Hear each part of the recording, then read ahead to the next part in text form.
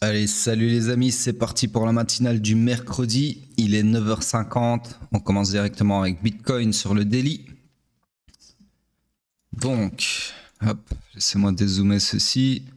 Toujours dans cette structure swing haussière, structure interne toujours baissière, order flow toujours baissier ici. Et toujours dans mon scénario de short par défaut. D'accord? Donc, on attend toujours ce segment-ci jusqu'à preuve du contraire.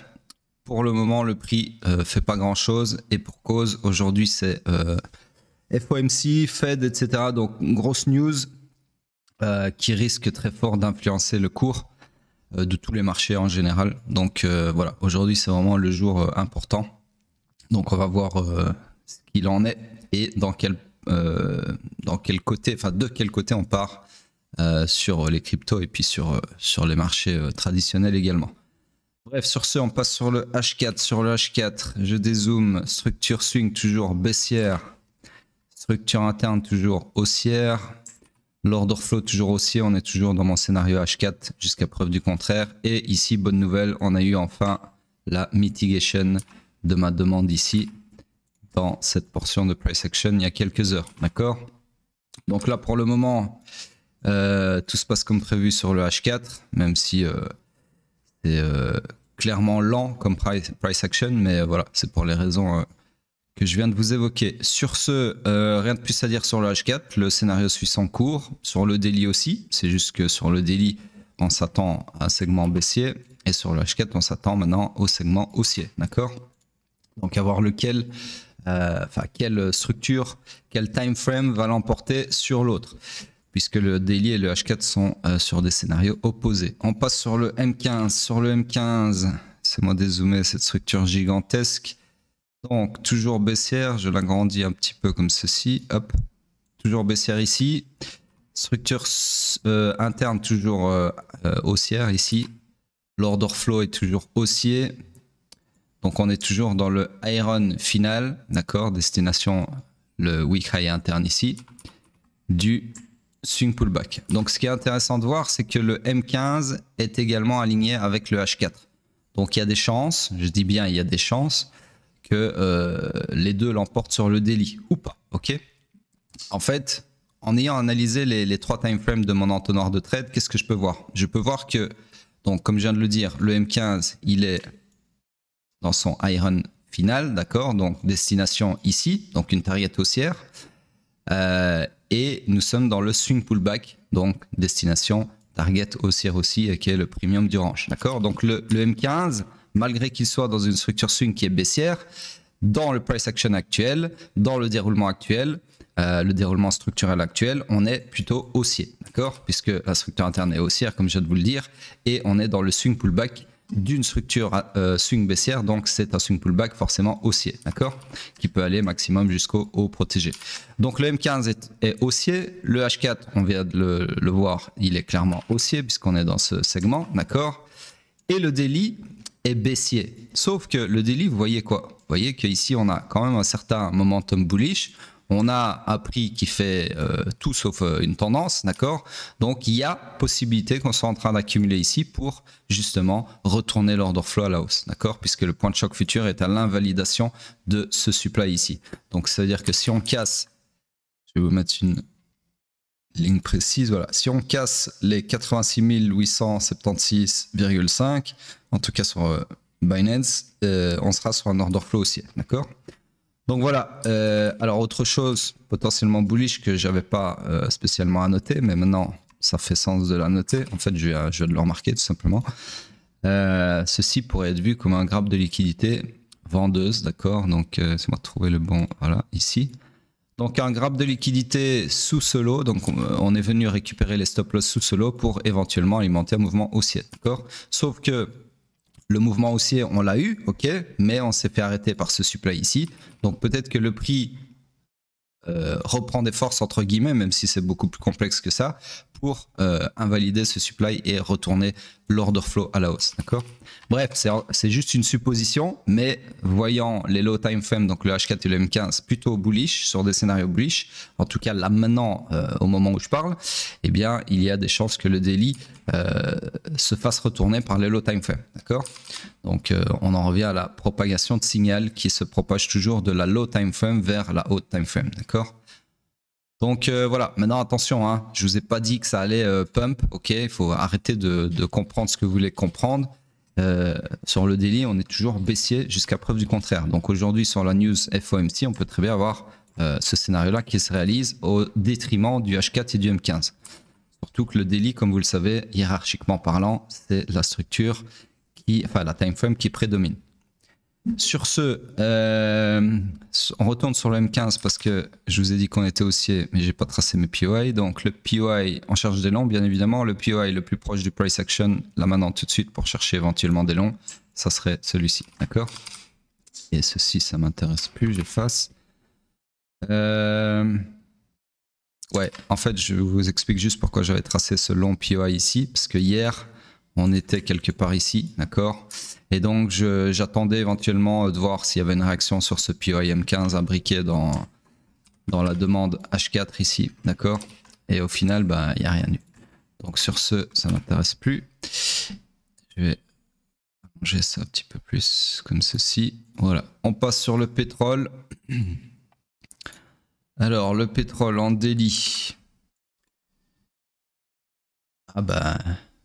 Ouais, ok, d'accord. Donc, toujours pas de mitigation de ce supply, mais on est en train potentiellement de partir vers la target. Donc voilà, à voir. Pour le moment, il se réveille. En tout cas, on est en train de cracher sur le pétrole. Donc, à voir comment on va réagir au niveau du strong low ici, puisque ce low-là est censé tenir, d'accord? Donc, ça va être intéressant de regarder. Alors, ici, j'aimerais bien juste voir si on a... Ouais, c'est bien ce que je pensais. Donc ici, on a en fait de la liquidité qui risque d'attirer le prix, d'accord? Donc down liquidity comme ceci. Liquidité qui attend d'être prise, d'accord? Qui attend d'être prise ou pas. Donc voilà, on va voir. Mais là, en tout cas, même si structurellement... Alors, il faut bien comprendre, je vous le refais ici.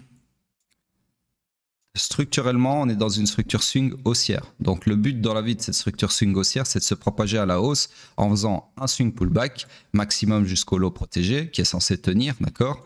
Et ensuite un swing run final qui run le week high ici, d'accord? Sauf que là, on est en train d'avoir un sacré momentum bearish. Scénario toujours bearish puisque l'order flow l'est toujours, d'accord? Donc il y a potentiellement des chances, vu qu'on a aussi de la liquidité ici que je viens de vous identifier, potentiellement des chances de retourner la structure à la baisse, d'accord? Mais voilà, ça reste un scénario low probability, d'accord? D'un point de vue structurel. Maintenant, d'un point de vue order flow, vu que vous êtes dans le sens de l'order flow, aligné avec l'order flow, c'est un scénario HP, d'accord? High probability. Bref, on passe sur le H4. Sur le H4, laissez-moi dézoomer, toujours dans une structure swing haussière. Structure interne, toujours baissière. Ceci, je vais le cacher, ça appartient au daily. Hop, hop. L'order flow baissier, d'accord. Non, pardon, la structure interne, elle est là. Elle est confondue avec le point de choc. Donc, c'est toujours la même qu'il y a plusieurs jours. Hein, ça fait en gros, combien de jours là maintenant? Ça fait 13 jours qu'on est dans cette structure interne H4. C'est relativement, c'est même très long pour une structure H4, d'accord. Interne surtout. Donc voilà, pour le moment, rien à dire. Structure toujours morte puisqu'on cherche des shorts, mais il n'y a absolument aucun POI à short dans cette structure interne baissière. D'accord? On passe sur le M15. Sur le M15, laissez-moi regarder. Donc ici, ok, toujours dans cette structure swing baissière. Donc je vous avais dit il y a quelques jours, si vous vous souvenez bien, qu'il y avait potentiellement encore un petit peu d'espace ici pour finir le swing pullback, d'accord? Puisqu'ici on est dans une structure swing baissière. Son but dans la vie, c'est de faire un swing pullback maximum jusqu'au haut protégé pour ensuite se perpétuer à la baisse via un swing run final que je viens de tracer, d'accord?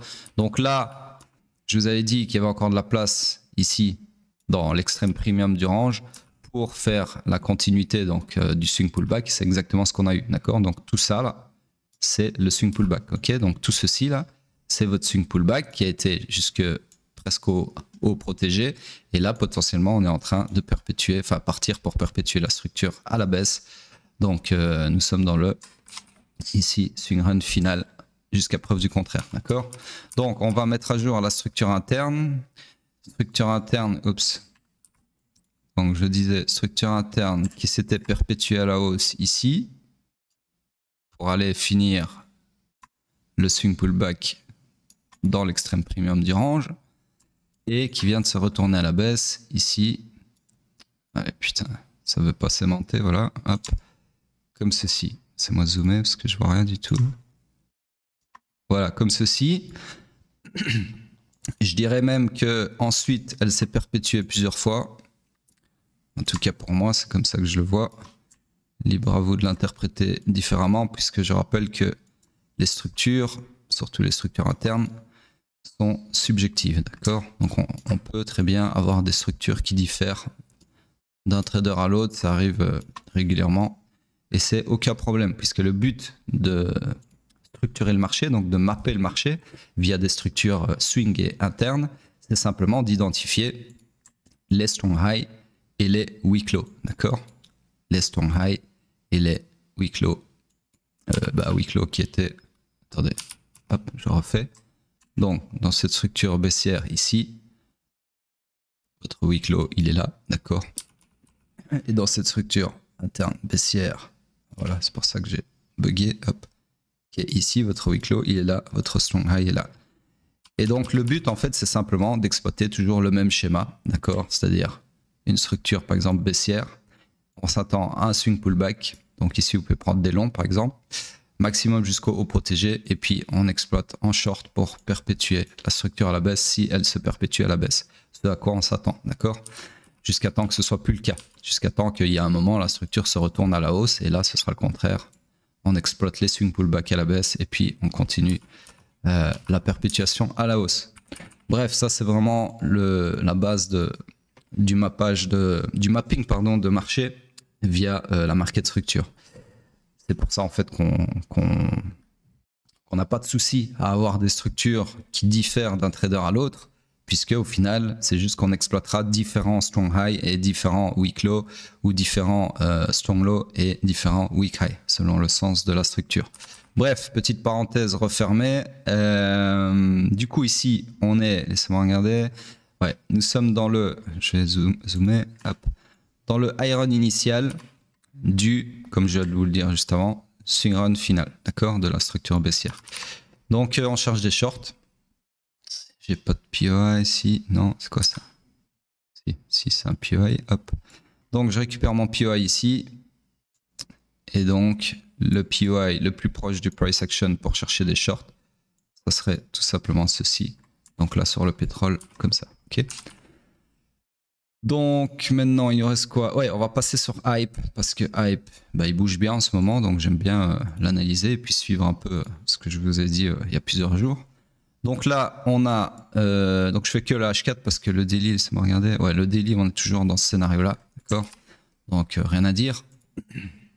Le H4, c'est ça qui m'intéresse. Donc ici on a invalidé le scénario intermédiaire que je vous avais tracé hier, puisque on a invalidé mon supply ici, d'accord? Et là, on est enfin venu faire la mitigation du premier scénario.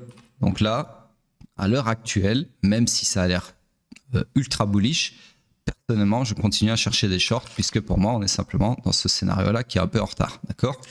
Donc du coup, tant que j'ai un order flow baissier, comme je vous l'ai expliqué hier et je crois encore avant-hier, moi, je ne vais pas chercher de long sur Hype, d'accord? Je vous ai expliqué hier aussi par rapport au train, etc., que si ça part sans moi, c'est pas grave. Je m'appuierai sur une demande fraîchement créée pour chercher des longs et monter dans le train que j'avais raté, enfin pas raté, puisque l'order flow est baissier pour le moment, que j'avais pas pris au début, d'accord? Puisqu'il ne m'intéressait pas. Là, pour le moment, je cherche des trains short, ok?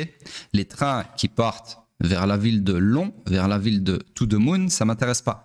Parce que je ne m'oppose pas à l'order flow H4, d'accord? Donc pour le moment, je cherche toujours des shorts. D'ailleurs, là c'est un POI, il faut que j'aille regarder là-dedans s'il y a des scénarios de short qui se déclarent sur les low time frame. Et si pas, eh bien tout simplement, le point de choc futur haussier, il est ici, d'accord? Donc si on reprend les 14,60, là on passera sur un order flow haussier. Et à ce moment-là, il sera encore temps, par exemple, de chercher des longs sur ce POI ici, si on y revient bien évidemment, et de chercher des longs comme ceci, d'accord? Voilà, donc ce que j'essaye de vous dire en gros en continuant d'analyser Hype, c'est très intéressant en termes éducatifs. C'est pas pour vous donner un bottom ou vous donner un sens ou quoi que ce soit, c'est pour vous montrer en temps réel comment un trader professionnel doit réagir, d'accord? Donc c'est-à-dire une analyse froide, pas d'émotion. Parce que quelqu'un qui n'a pas l'expérience ici, il va se dire, depuis ici, il va FOMO en gros. Et puis il va re-FOMO ici, d'accord? Alors son FOMO, peut-être qu'il va payer, ça c'est pas le but du jeu. Le but du jeu, c'est de justement ne pas succomber au FOMO, d'accord? Le FOMO, c'est Fear of Missing Out, c'est la peur de rater le train en gros. Donc ici, des trains, déjà, il y en a tout le temps, ok? Toute l'année, tout le temps, faut pas avoir peur de croire qu'un jour il y aura plus de train. Les trains, ils sont là tout le temps en trading, d'accord? Pour autant que vous sachiez ce que vous faites, il y aura toujours un train à prendre, peu importe le sens, ok? Les mecs qui FOMO, c'est souvent des gens qui essayent de choper les bottoms parce qu'ils sont investisseurs, ils sont pas traders, donc ils savent uniquement faire de l'argent que dans un sens, ce qui est très bien, hein, chacun son métier, j'ai envie de dire. Mais voilà, ils sont plus tendance à succomber au FOMO, puisque déjà, ils ont qu'un sens où ils peuvent faire de l'argent, d'accord? Donc forcément, à chaque fois qu'ils voient quelque chose monter, il y a le FOMO qui kick, d'accord? Il y a l'émotion du FOMO qui surgit, parce qu'ils se disent, ah, c'est mon sens, il faut que je sois à bord du train qui monte, parce que les trains qui descendent, moi, je peux pas les prendre, je sais pas comment les prendre, etc., etc., d'accord? Problème qui ne se pose pas plutôt avec un trader qui peut, lui, prendre des trains dans les deux sens. Donc forcément, quand vous avez plus d'offres, vous êtes moins sujet au FOMO, d'accord? Bref, je pense que vous avez compris, c'est un peu logique tout ça, c'est l'être humain, c'est comme ça. Donc sur ce, toujours des shorts jusqu'à preuve du contraire, et c'est tout ce que je voulais vous montrer sur Hype, ok? Alors on passe sur ceux qui veulent plus comprendre. Sur Hype, je vous conseille vivement d'aller voir la matinale d'hier et d'avant-hier, où j'ai vraiment expliqué les raisonnements plus en profondeur. Chose que je ne vais pas refaire dans toutes les matinales, sinon ça va prendre trop de temps. Déjà que je ne suis pas censé analyser Hype, là c'est vraiment du bonus. Sur ce, on retourne sur Bitcoin en weekly. Donc ici, rien à dire de spécial, d'accord. Pas plus qu'hier, avant-hier, etc. Pas plus que depuis lundi, en gros, puisqu'il ne se passe pas grand-chose sur le weekly. Donc on ne va pas parler pour faire du vent. La dominance, non plus. Et donc on en vient à ce que vous attendez tous, si vous n'avez pas oublié, c'est la fameuse surprise. Alors la surprise, c'est le fameux indicateur. Alors, je précise, hein, donc en gros, dans la description, si vous regardez, j'ai mis le lien vers le Discord d'une personne qui s'appelle OXBetter, qui est le développeur de TSR, mais qui reste propriétaire de ces indicateurs.